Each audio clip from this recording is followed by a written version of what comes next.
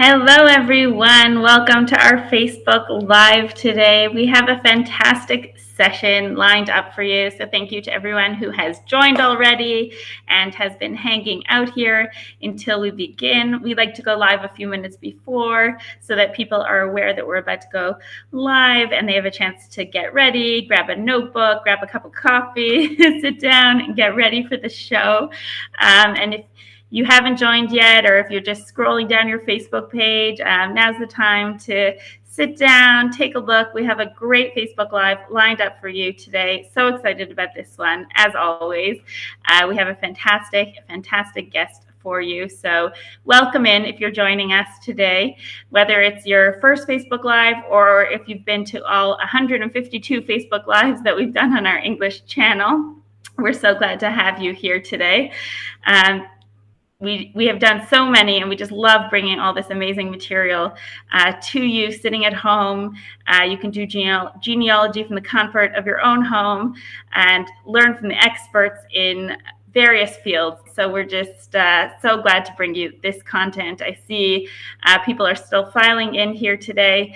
So if you haven't yet, let us know where you're joining us from, where around the world you are, what the weather's like.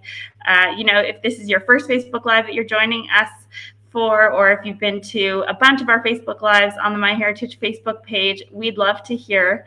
And also, if maybe you've been to a bunch of our Facebook Lives and you'd like to see a future Facebook Live about a specific topic, we'd love to hear about that.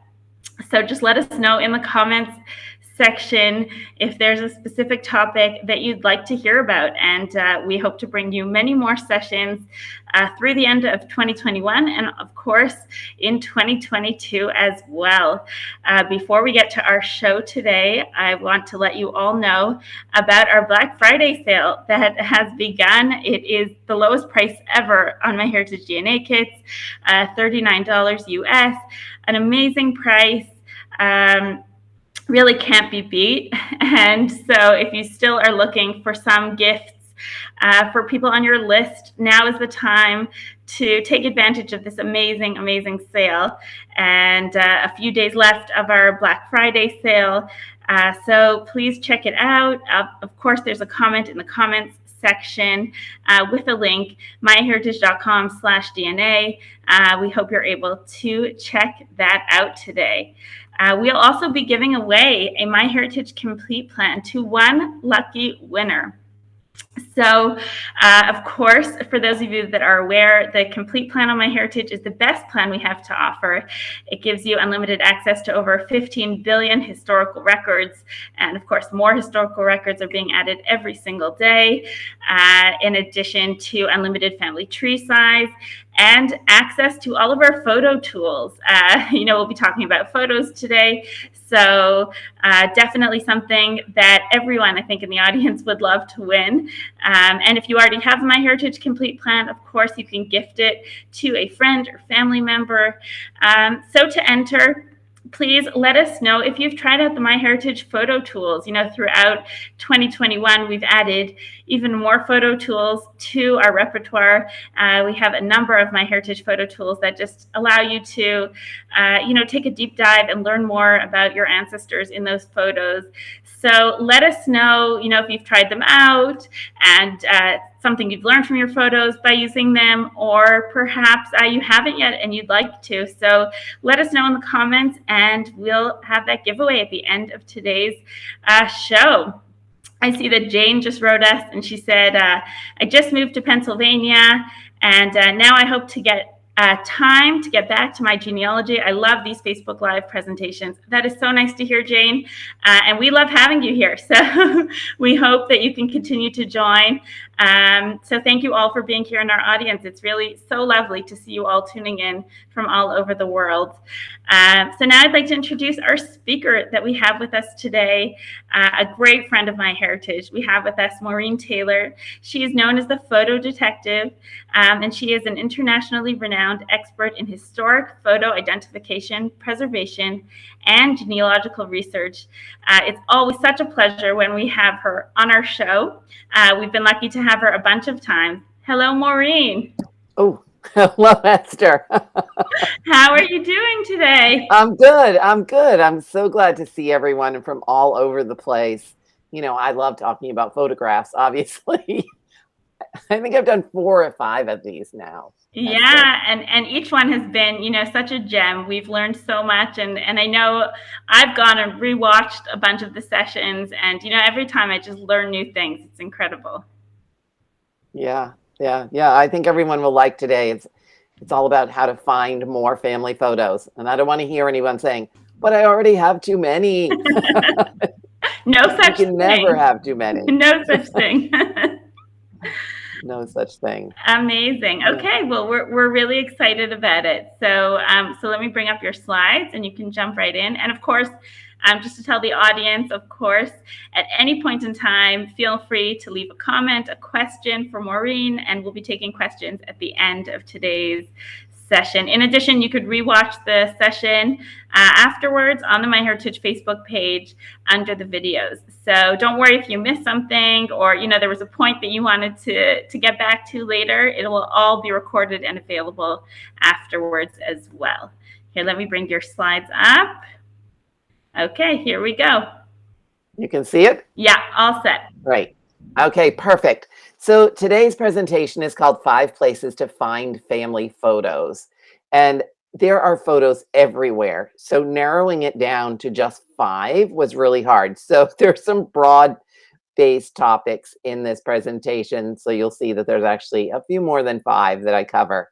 But these are the major ones, including ones that help me find family photos, because there are literally pictures everywhere. Any place that you can think of, there are family photos. Name a website, there are probably photographs. Name some social media feed that you follow, there's probably family photographs. But let's dig in. And as Esther mentioned, I am known as the photo detective because my entire life has been focused on photographs. I love pictures, never seen one I didn't like. And I love digging down into the clues and helping you fit them into your family history. So if you need some help with that, I'm available. My clients tell me that it's a lot of fun, and I give you homework, things that you need to work on after we've met. Why am I so fascinated with photographs as a medium for family history? Well, my background is in history. But I also have spent a good amount of time in my life doing genealogical research. And so this little quote, which is photographs give us a sense of our history, save one today, is true. Absolutely true. The pictures give us the visuals of what our ancestral lives were like. So on the right-hand side is my maternal grandmother in her wedding dress. She did not wear a traditional wedding dress. That was not for everyone, but it is a very nice dress from about 1916. In the middle, this is one of my favorite photos in my collection, but you'll probably hear me say that over and over again. This studio has sort of a fake backdrop of these guys going fishing and actually holding fake fish for their portrait, which I think is just hysterical. But it tells us something about what their hobbies might be. Also, I'm sure it brought people in off the streets to have a family photograph taken. And then on the left is a pretty traditional family portrait, mom, dad, and all the children. And there's a lot of clues in here to help us date and identify the individuals in it. But when you start looking for photographs and you're probably thinking, oh, I don't know that I need any more, you always need more, because when you take stock of the images and the documents you have, then you realize that there are things that are missing. If you highlighted the names on a pedigree chart, you would find that you don't have photographs of everyone photographed after 1839, which is when photography is first introduced to the US. And that would be a daguerreotype, a shiny reflective cased image. But if you use genealogical software program, you can add images to it. So right away, or a website, you can see who you have and who you don't have, and then make a list for each person, their occupation, their residences, their hobbies, their military service, because you might be able to use each one of those clues to find photographs of those people. Artifacts and documents might be earlier than 1839. For instance, a portrait could be earlier than 1839, or a sketch in a document. Some documents give us physical descriptions of our ancestors, but finding the stuff is what it's all about. So when you talk with a relative, ask them. Ask them what they have for photographs and documents and artifacts. Don't forget modern day home movies, VHS, and even movies on their phones. And then the family information, because it really is about tracking everything down. Now, the best place to find family photographs is in your family. Definitely, no surprise. So when you network with your family, and this week in the US, it is Thanksgiving, which means there will be some family gatherings this year. Ask the people that come what they have as far as family photographs, because photographs don't get passed down in the family in one lump sum. They get divided up, and sometimes they get divided up by who wants what photos, and then some get tossed. So when you're asking them, and by the way, also, well, I'm going to talk about that in just a second. So you want to ask them about their family photos. What do they have for photo albums? What do they have for memorabilia? Negatives. You never want to toss a negative. You can get a better quality scan from a negative than you can from a print. Slides. Everybody has slides. And then movies, home movies. I just digitized all mine last summer. I'm going to show them on Thanksgiving Day, and we're going to reminisce some more about some funny family events. But you also want to ask the relatives that are your DNA matches as well, and also the people that are on your family tree, you know, that you find on your online family tree as possible matches, because your goal is to find as many photographs of the people on your family tree as possible. Photographs tell a story. They fill in missing details. Maybe you can't find a marriage record for that couple, but you have a wedding photograph of them. You can date that photograph and then come up with a wedding date and a place, perhaps. Maybe it's in a place that you hadn't thought to look yet. So when we look at online sources for family trees and family photographs, of course, we can't leave out the databases like Ancestry.com. You can search just for photographs on Ancestry.com. You can also search for individuals and then reach out to those DNA matches and people that have family trees that may look like yours and see what they have. I know sometimes it's hard to get an answer from someone when you reach out through a genealogy database, but persist and be specific in your request about what you're looking for. And by the way, be chatty and tell them how you're related to them, because sometimes people won't believe it. So if you have the proof, they're more apt to answer you. MyHeritage, I'll talk about them in just a second. Obviously, this is a MyHeritage sponsored live webinar, but MyHeritage makes it easy to find family photographs in their database.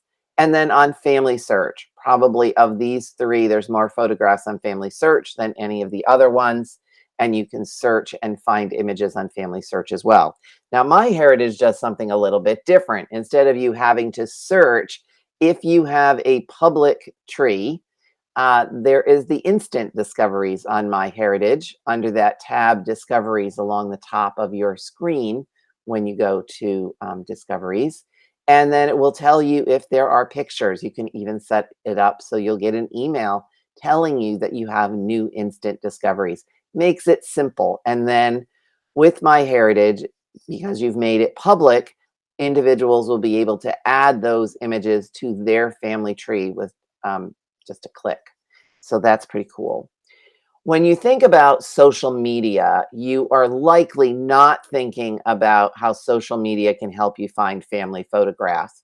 So I'm here to tell you that social media, while it is talked about in a negative light often, there are some positive aspects to it. And so, for instance, there are Facebook groups.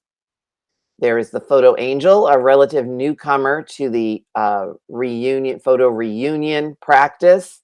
She's gotten amazing press in the last year for her hobby. And then we have Kate Keller with Forgotten Faces and Forgotten places. Now you can see how many members of this group there are. There's 11,000 members of Kate Keller's and 5,000 members for the Photo Angel.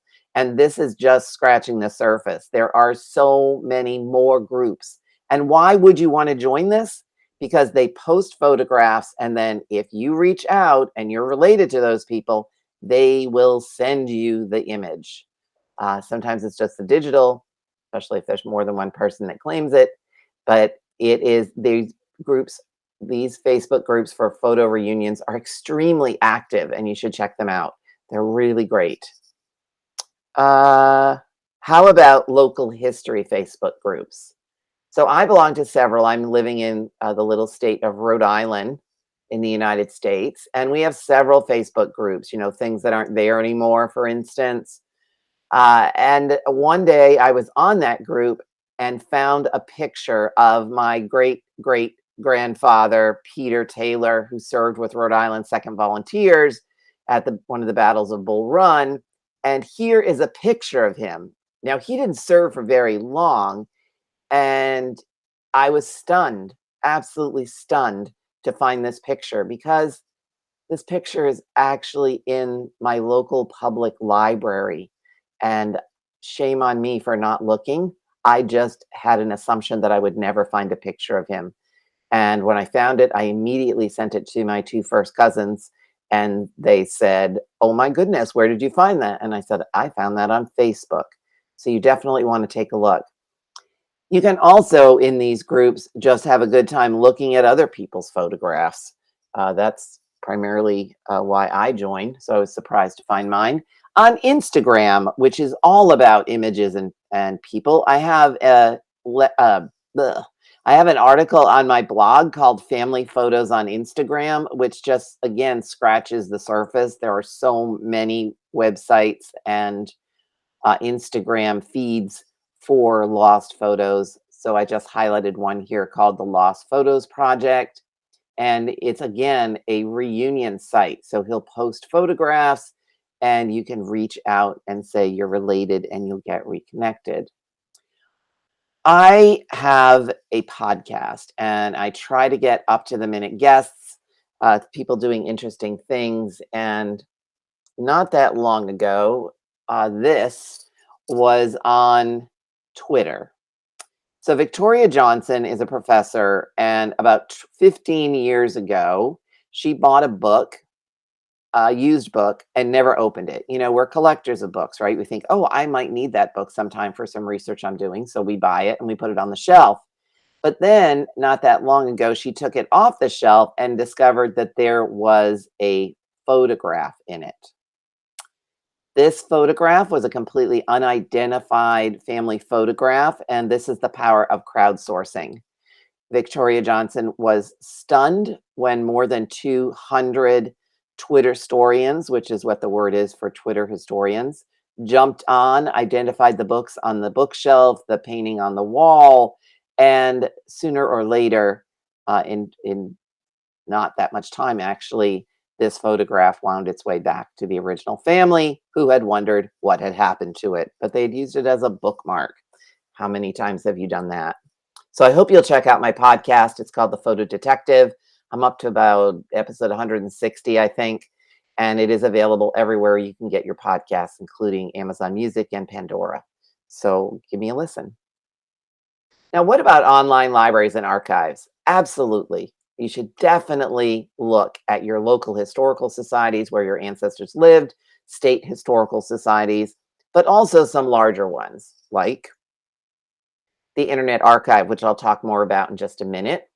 The Library of Congress. There are family photographs on the Library of Congress, and you can search by name and see if there are any of your family members represented in the Library of Congress. And then there is the Digital Public Library of America, which is a collaborative project of historical societies and libraries. And I'll give you an example of this. So if you search on DPLA, and it's an odd URL, it's dp.la, no www or anything like that. Go there and check it out. I found a whole bunch of photographs on there that I did not know existed of Providence, Rhode Island, which is a local history interest of mine because I live here. So when I searched, you can search right on the front page, Digital Public Library of America. You can search the collection. It will highlight papers sometimes, photographs, all types of primary sources. And I'll go to another page so you can see what happens when you search. This tells me that I can find pictures of Battery A on the Mexican border. This is Battery A of the Rhode Island National Guard and its activation on June 24th, 1916. And you can see over on the right-hand side at the bottom, a list of photographs. Where were these found, you might ask? Not in Rhode Island. They were found and contributed to the DPLA by the University of Texas at El Paso. So you never know what you're going to find. You can search, you can narrow it by date, you can narrow it by language. I like looking at the DPLA because there's always new things being added. An overlooked resource, and I interviewed Shannon Perch for episode 99, is the Smithsonian. The Smithsonian has a huge collection of images, and during the time when we were all working just from home, Shannon and her staff were adding photographs to the Smithsonian Learning Lab. And what's really cool about the Smithsonian Learning Lab is when you go on there, if you are a teacher or a lecturer, you can create sets of images that you want to look at later, maybe even use in the classroom. It's an amazing resource. So check out the Smithsonian Learning Lab. It is fabulous.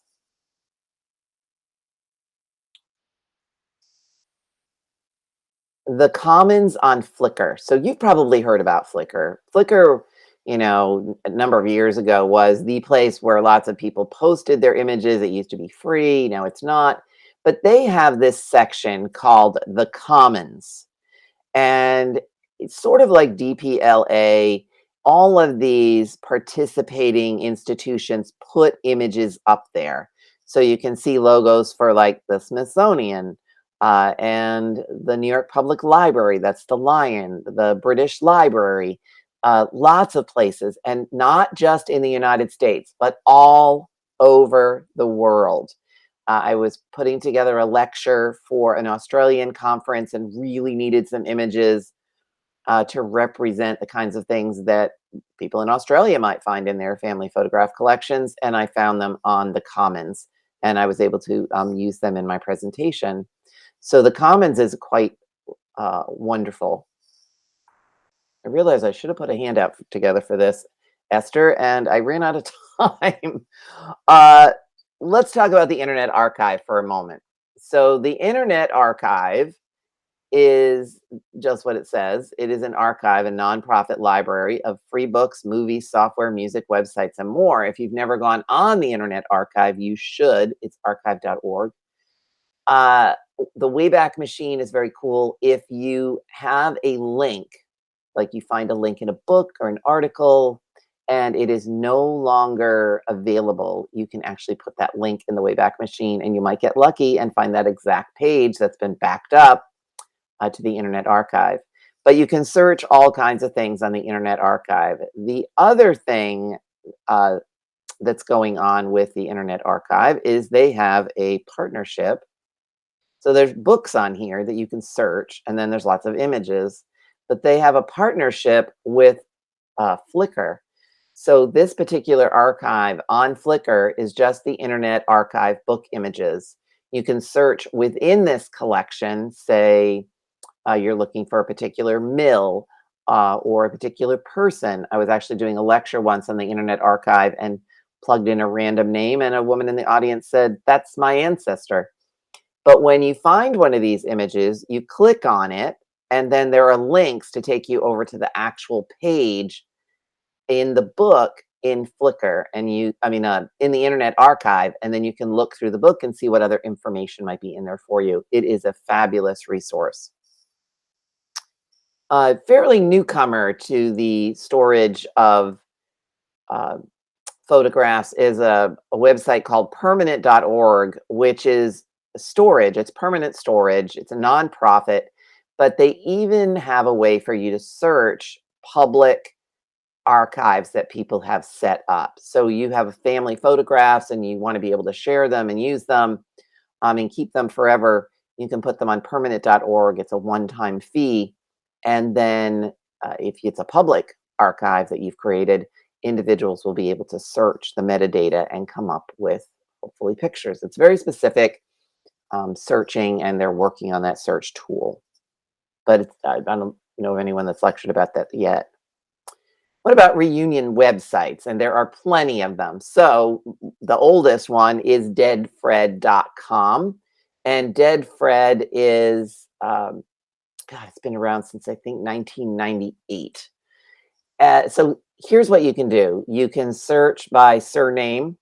And these are photographs that maybe you or I have put up there because maybe they're not family members, or maybe we're using it as a fishing expedition to try to find other relatives.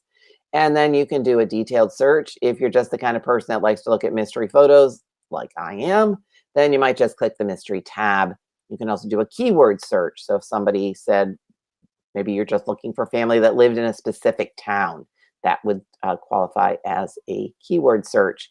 And then when you do that, if you get search results, and so I go on every so often and look for Taylors, because there's just not a whole lot of family pictures in the Taylor family. And here's sort of search results. And when you click on one of those, it then takes you to a little bit more information. If deadfred.com has actually put those images online and you write to them and it's your family and you can prove it, that photograph is yours. He likes to reunite them with families. Way before we had the instantaneous searching on the photo reunion Facebook groups that, like I mentioned, we had deadfred.com, and it's still going strong, and you can add photographs to it yourself any day. Don't overlook auction sites. So an auction site is something like eBay, but there are other ones as well. There's WorthPoint and things like that. But on eBay, when you do a search, then you'll see this little heart where it says save this search. I advise you to set up a search on eBay so that I get daily alerts to new photographs added in the categories in which I'm interested in. And that helps me find new pictures. Pretty simple. I think you might need a eBay account in order to actually set up the save the search, and then you decide once a week, once a day, whatever you're interested in. So we have talked about where you can find photographs in your family, social media, online libraries. Let's not forget the genealogy sites, because that's pretty much family as well, and auction sites and reunion sites. There's so many places to look. I hope that you will want to join my newsletter list because it comes out about once a week, and I do run sales, but also it's a good way to find out where I'm lecturing and other topics. I also link to blog posts that I've written. There is a free handout that I believe Esther will 5 places to find family photos. Download your handout. Well, I did do a handout. Forgot all about it. Did it so early on, Esther, right when you first asked me. Download your handout and get on my newsletter list. You'll never miss me talking about something new in the photo world. All right. So, Esther, I am done, ready to answer questions. I'm going to stop sharing my screen. Here, I'll remove it for you. Here we go. Thank you. There we go. Thank you so much, Maureen. And I see so many comments here about, learning about all these different resources that people didn't know about. So I think there were a lot of unexpected surprises there, different hints and tips. Sheila just asked if we can put up the URL, so we will put up the URL for that handout. Amazing that you thought of that and you made that. I forgot all about it. I've been so busy with, I don't know, my house is ripped apart. So we will definitely put that up there soon, so make sure to stay tuned.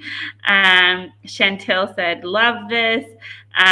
Let's see, I did have a question here that I was going to ask you from someone in the audience. Let me just dig it out here. It was a lot of questions. A lot of nice comments, a lot of great feedback. Feel free to keep adding questions if you have. Let's see. Janine said, do you think the name Brady in the corner of your Civil War relative's photo refers to Matthew Brady, the famous Civil War photographer? It does. It does. But the interesting thing to note about Matthew Brady is he didn't take a lot of photographs. He had a studio, so he hired photographers that worked under the Brady name. Oh, wow. So that means that this could have been one of his photographers and not necessarily him himself. Wow. Amazing. Let's see. Judy said, thank you. Great resources. Looking for photos of my grandmother and my great-grandmother. Let's see. Sheila asks, any tips on organizing or storing photos? It's a whole lecture. What do you want to know, Sheila? It's a whole talk all unto itself. Yeah. But I will say that I am on the Family History Metadata Working Group, which is a group of volunteers trying to standardize metadata. So when you digitize your images, you can then add metadata, which are tags, and then share on various websites. So when you organize your photos, we're talking about digital organization, and we're talking about organizing the real stuff. So with digital organizing, you definitely want to make use of the metadata that would become embedded in your image.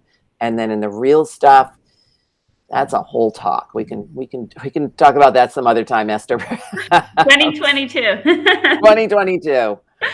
Okay. So stay tuned. Let's see. Shauna asks, great presentation. Any tips to find sites for photos in Canada? Yeah, the Canadian Archives is a fantastic resource, our Archives Canada. And then I've been to several Canadian genealogy conferences. The local historical society groups are also excellent, and most of them have websites, so you can write to them as well. Same thing as in the US, public libraries, archives, and then the countrywide archive, which is fabulous. Sherry asks, I'm desperate to find a photo of my maternal great-grandmother, Elizabeth Ann Calhoun Malone. I found her, but I'm not sure it's her. Where and how can I be sure? So. Oh, that sounds like a consult to me. Send it to me and I'll weigh in on it.